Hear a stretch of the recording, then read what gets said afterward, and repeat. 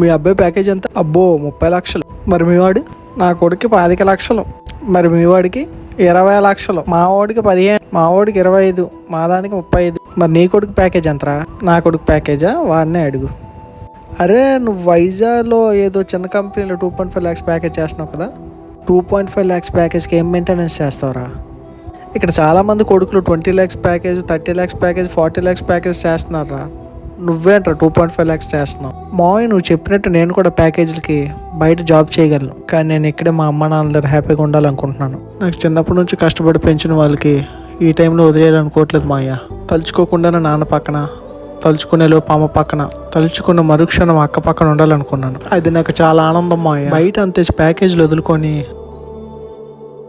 మావయ్య బయట ఊరిలో అంతే ప్యాకేజీలు సంపాదించుకునే కన్నా ఇక్కడే లోకల్లో నెలకి 20,000 సంపాదించుకొని హ్యాపీగా అమ్మ నాన్నల ముందు ఉంటే ఆ హ్యాపీనెస్ ఇంకెక్కడ దొరుకుతుంది మావయ్య. కష్టపడి కని పెంచిన వాళ్ళకి మన స్వార్థం కోసం వదిలేసి బయటికి వెళ్ళిపోవడం తప్పు కదా మావయ్య. అమ్మ నాన్నతో ప్రతి వీకెండ్కో సినిమా, మంత్కో ట్రిప్, అదే నా హ్యాపీనెస్, అదే నా హైయెస్ట్ ప్యాకేజ్. మళ్ళీ ఇది అందరికి అవుతుందని కాదు, చాలామందికి అవ్వదు కూడా. నా అదృష్టం నాకు కుదిరింది.